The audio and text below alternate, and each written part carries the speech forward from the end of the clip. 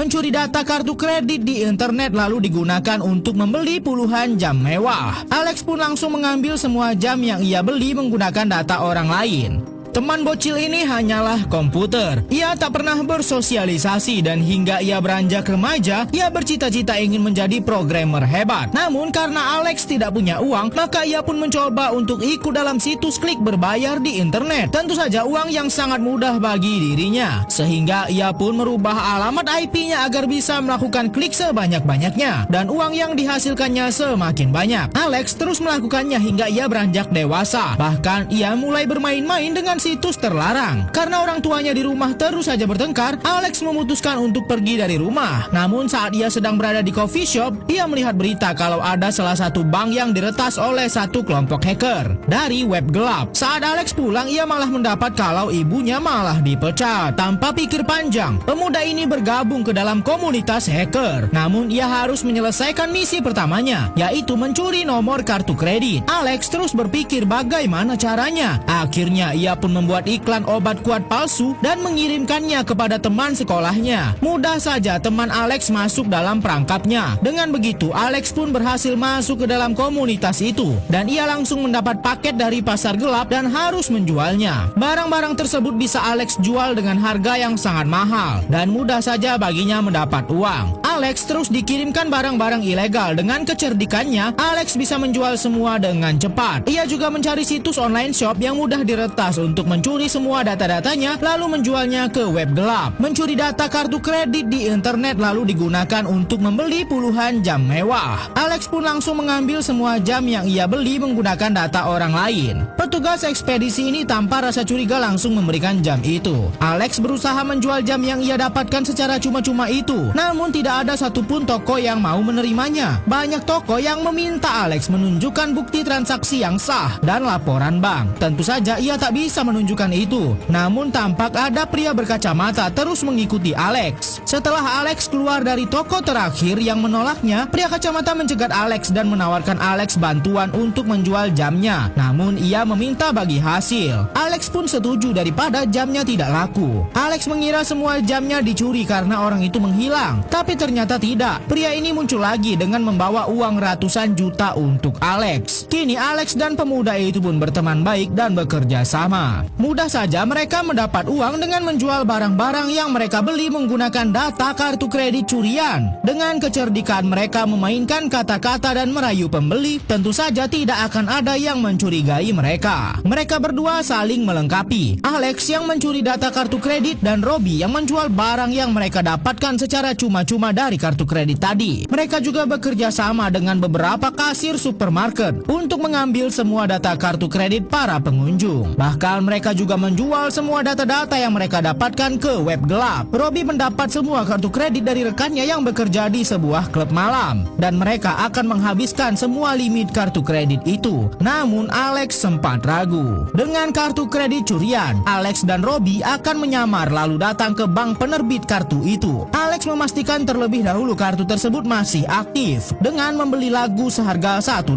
Setelah yakin, Alex berpura-pura menjadi pemilik kartu itu dan akan mengambil semua limit dari kartu tersebut. Robbie sempat dicurigai oleh para satpam. Namun untung saja Alex berhasil menjalani misi penyamaran dengan mulus. Mereka terus pergi dari bank itu. Alex terus mencari mangsa berikutnya dan ia melihat salah satu bank yang sudah pernah menyengsarakan hidup keluarganya ada di daftar bank yang mudah diretas. Alex pun langsung datang ke bank itu untuk mengacaukan sistemnya dan berpura-pura untuk meminjam uang. Dengan beberapa trik mengalihkan perhatian, Alex menyambungkan flash disk yang bisa meretas komputer teller dan mengambil semua data-datanya. Dengan keberhasilannya itu, membuat Alex menjadi sangat terkenal di dunia para peretas. Sungguh berbahaya, ratusan kartu kredit dicuri datanya dan para hacker ini akan mencetak ulang kartu yang datanya mereka curi. Kartu kredit palsu dengan data curian mereka jual ke semua hacker yang tersebar di seluruh dunia. Lalu sebagiannya mereka gunakan untuk berfoya-foya dan membeli barang mewah. Sungguh tindakan kriminal yang sangat merugikan orang banyak. Mereka berlagak seperti orang yang sangat kaya agar gerak-gerik mereka tidak dicurigai. Mobil puluhan miliar saja mereka beli dalam satu hari. Pelanggan mereka dari seluruh dunia semakin banyak sehingga mereka harus mencetak lebih banyak kartu kredit palsu. Dengan hadirnya Emma di dalam tim mereka membuat keuntungan mereka semakin meningkat drastis karena Emma banyak sekali link dengan para sultan yang mau membeli barang-barang yang mereka dapatkan dari kartu kredit palsu.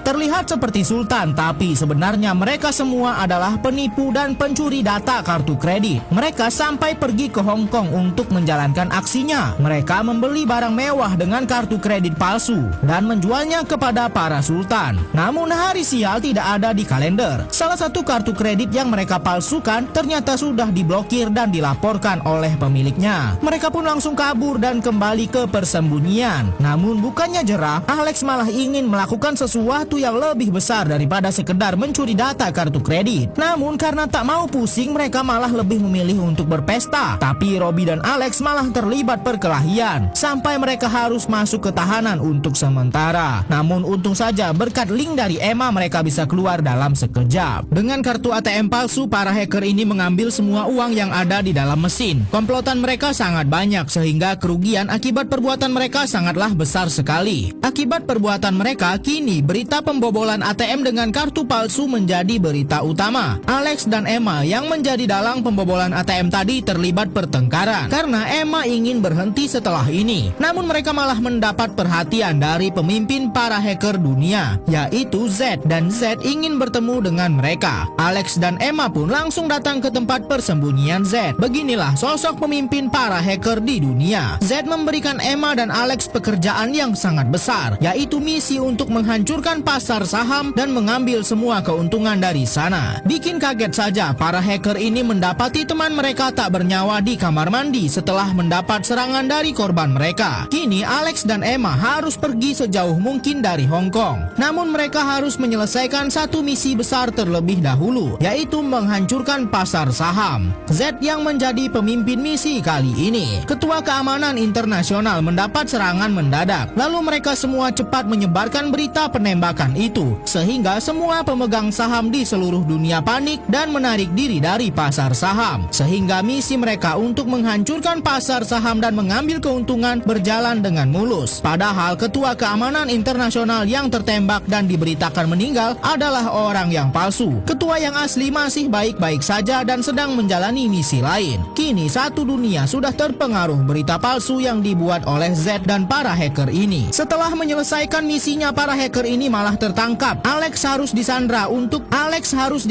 untuk digali informasi sebanyak-banyaknya tentang komunitas hacker yang sudah banyak merugikan perekonomian dunia. Setelah berhasil mengambil bukti-bukti dari Alex, ia ditinggalkan begitu saja. Alex pun harus cepat pergi ke tempat yang jauh dan ia memutuskan untuk ke Bangkok. Alex pun hanya seorang diri tanpa alat komunikasi apapun. Ia pun pergi ke sebuah warnet untuk mencari informasi tentang temannya dan juga ketua komunitas hacker yang memberikannya misi berbahaya kepadanya. Ternyata mereka semua sudah tertangkap. Masalah pun datang kepada Alex karena operator warnet mendapati kartu kredit milik Alex sudah terlapor dan ia pun malah diringkus karena sudah menggunakan kartu kredit curian dan harus berakhir di penjara karena kesalahan kecil. Padahal sebelumnya ia sudah dibiarkan bebas atas kesalahan yang lebih besar.